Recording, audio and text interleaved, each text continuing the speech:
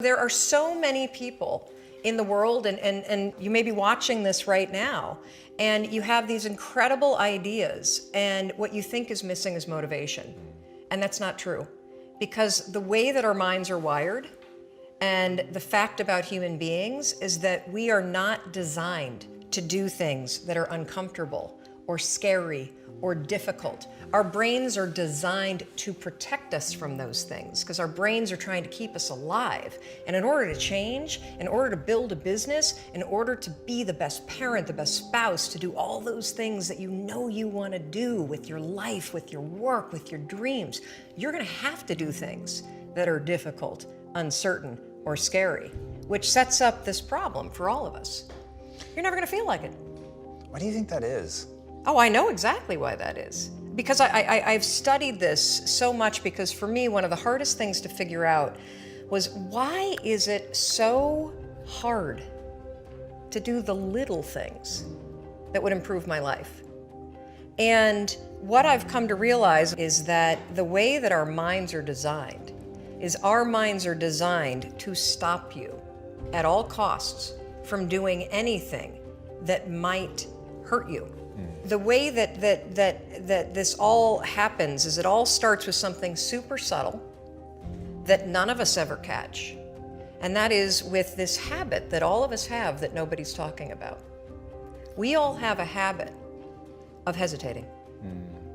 We have an idea, you're sitting in a meeting, you have this incredible idea, and instead of just, saying it, you stop and you hesitate. Now, what none of us realize is that when you hesitate, just that moment, that micro moment, that small hesitation, it sends a stress signal to your brain.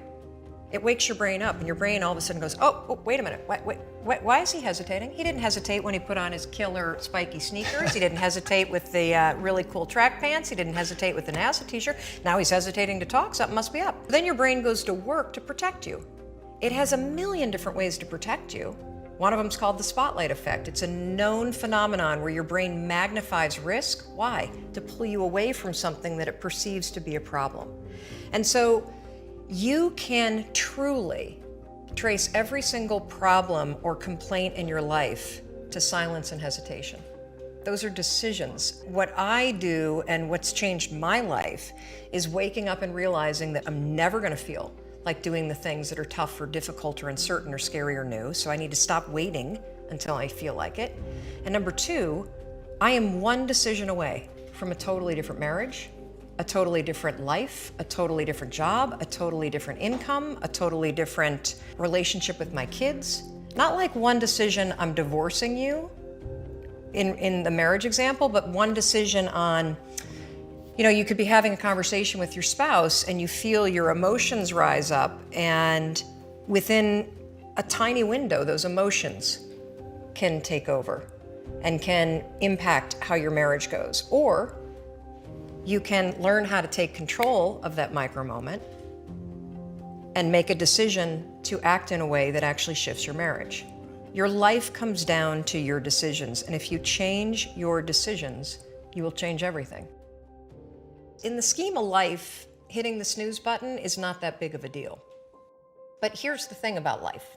None of us wake up and say, today is the day I destroy my life.